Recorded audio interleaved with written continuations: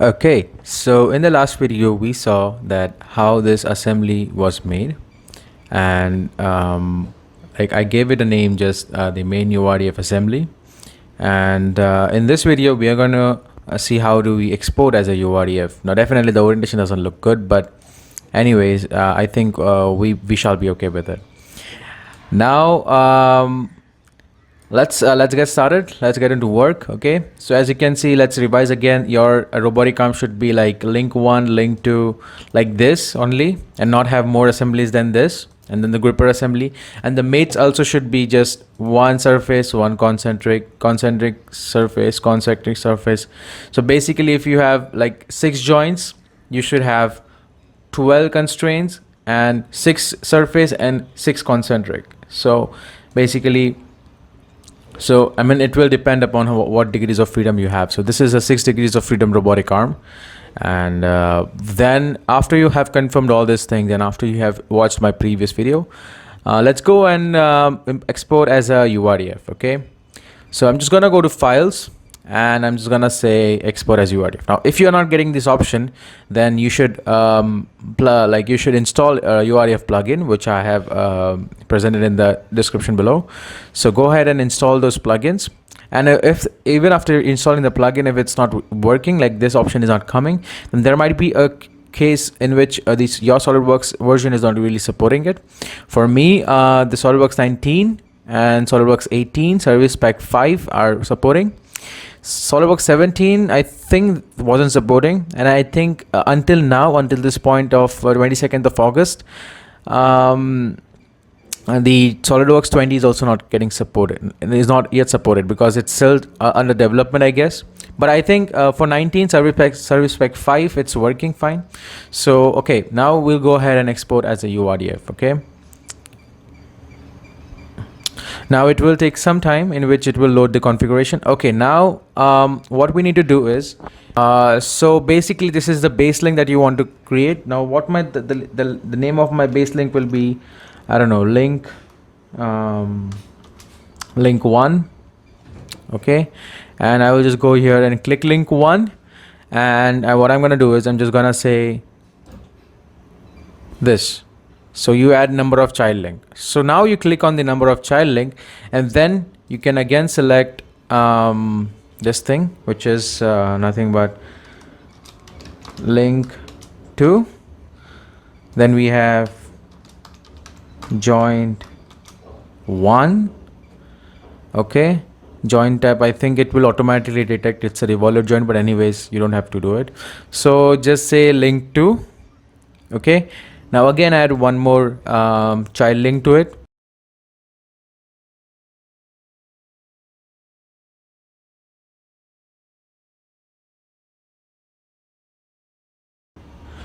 And the joint is 6th. Okay, alrighty, and then you select the gripper. Now I'm just gonna check it again. So link 1 is link 1, the name is link 1, and the right model is selected. Link 2 is right, link, okay, this is correct, seems okay. Link 3 is also seems okay. 4, fine. 5, that's okay. 6, alrighty, and the gripper. All right, so what we're gonna do is we're gonna just say okay, I just accidentally I pressed the correct button, so I'm just gonna load it again, and it's gonna just pop out the way we did, so don't worry, and then your progress is not lost. Okay, so yeah, but make sure that you don't press escape while doing this, otherwise everything is gonna lose. If you press okay, correct here, it's gonna stay as it is. Now as you can see that this is a configuration file that it has created for you. Okay, now what I'm going to do is I'm just going to say preview and export, and it is gonna then export as a URDF. Now this will take a little time, maybe a minute or two, in order to get a window, like to get a URDF pop-out window.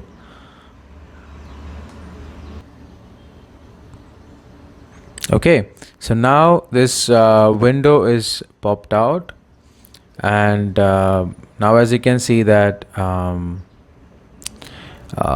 this joints they are really not oriented in a really right way, I would say. So what you have to do is, now you have to make a little changes to your axis definitions a little bit, which I'm going to show you right now. So do not press anything here. Do not press cancel, do not press next, nothing. Just minimize it for now. Otherwise what will happen is, if you cancel this now and then you make changes to the axis definitions, then what will happen is that, and when you again export as URDF, that time what happens is you accidentally create more axes of new configuration, and this can be a whole mess. Okay, so if you find yourself that you have cancelled it somehow before you made the changes to your axis definition, so just delete from all these points, like from this URDF to until this x-axis, just delete everything and just create everything from scratch. Okay, so don't worry. So now what I'm going to do is I'm just going to minimize it for now, and after I minimize it, what I'm going to do is I need this global axis somewhere here, which is I don't really like it. Okay, so what I'm going to do is I'm just going to create a point in space. I think it should be at the base of this the base of the robotic arm somewhere here. So what I'm going to do is I'm just going to say this point, which is actually the center of this axis, and I'm just gonna say projection, and I'm gonna select the bottom plate. So now what is doing in this point is getting projected in this point, and I'm gonna say yes, and this is gonna be noted as a point. Now if you want this point to be in global, you have to shift it up. Okay, just shift it up below above the URDF reference. I'm gonna show you in a while why you needed to do that. Now you just say go to origin, and you say edit this feature. Now if you see in this, it's an interesting thing.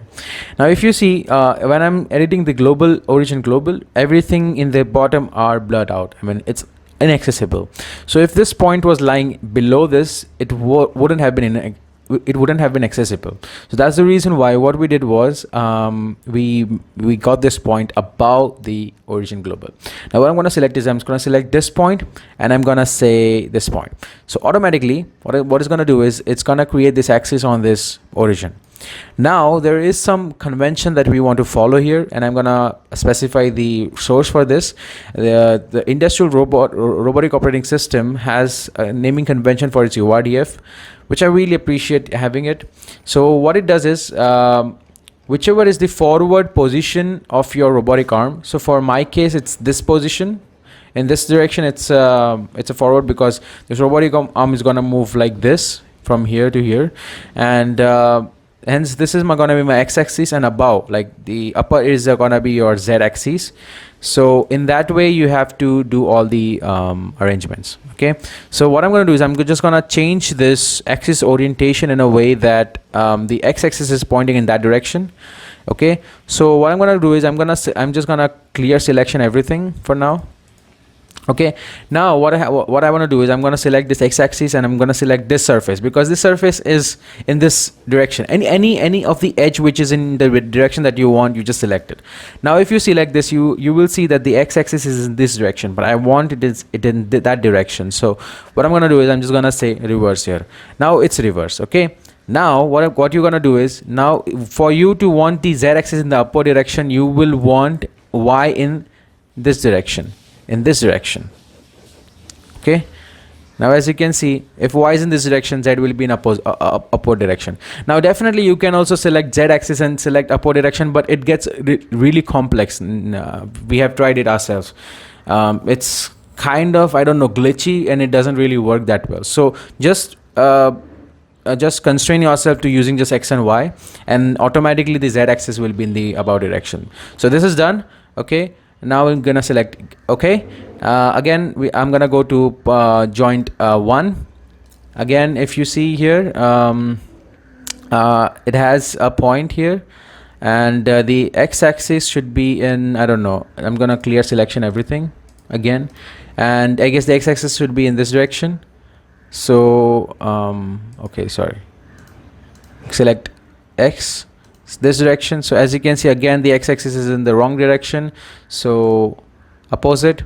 And then I'm gonna select y-axis. Y-axis should be in this direction. Now it's in this direction, and okay, z-axis is automatically in a correct direction. So I'm just gonna say okay. Now what I'm gonna do is again edit feature for joint 2. Now join to again x-axis. I think the x-axis is in a correct direction here, but okay, in a correct direction, but in a wrong what do you say? In a correct orientation, but in a wrong direction. So I'm just gonna say opposite. So it's gonna go back, and y-axis, I don't know. Maybe this one, and y-axis. Okay, again, but now what is happening is z-axis is in down direction, so I'm just gonna revert this, and okay, here you go, z-axis comes in a right orientation. Now you say select here. Now again, go back to the origin. I'm just gonna say yes, and again, as you can see, I'm gonna clear selection here, and if I want x-axis should be in this direction, in the opposite one. Then y-axis should be in this direction, and okay, all right, so it's okay. Now you go back here and you say joint 4. Now inside joint 4, I think it's right here. Okay, now what I want is the x-axis in the right direction, just y-axis to be in this direction. So now it's all right. Okay, clean it up, and now again go back to joint 4 5, and I'm gonna say edit feature here again. So you know why I'm taking you through all these things is because you should get used to what I'm doing right now, because it might be really daunting sometimes to play with axes, and oh no, I don't want to do that. Okay, and that's x-axis, and I think that's y-axis, but I think this is gonna mess up a little bit. Anyways, what I'm gonna do is I think so the orientation is not correct here, so I'm gonna take the reference of this for now, and for this. All right, I think it was okay, but I guess y-axis is in the wrong direction. So okay, now it's perfect. Now again, go ahead and change it to this point, edit feature. Okay, and clear selection. I'm gonna say x-axis, and I'm gonna again select this point, and I think it's in the wrong direction. Go ahead, y-axis in this direction, and okay, alrighty, everything is okay. Now you go back to your window, and then now once you have done all the changes, just say cancel. Now your configuration file has changed, and would you like to save? I say yes. Now what you do is you just go ahead and export as URDF again. Okay, now as you can see this, now say preview and export the model.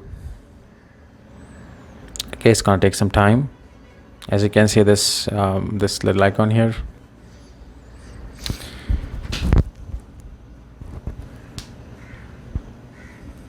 Alrighty, now if you can see joints, if I select a joint 1, the orientation is so like 0 0 0, and we want this, okay, we want this to be all 0 0 0, otherwise it's gonna be a little bit mess in the future.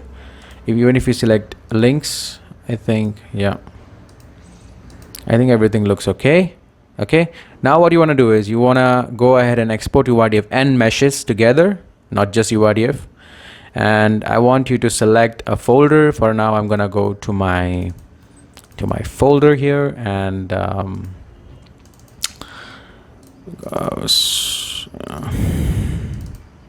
okay, so what I'm gonna do is I'm just gonna say URDF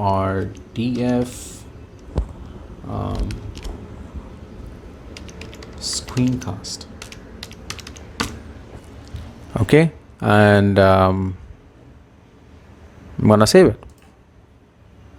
Now it's gonna save as a URDF screencast, and I'm saying okay. Anyways, it's done. I think everything is fine. What you want to do is right now is I'm gonna go to this 1 second to the URDF files, and what I'm gonna do is I'm just gonna zip this.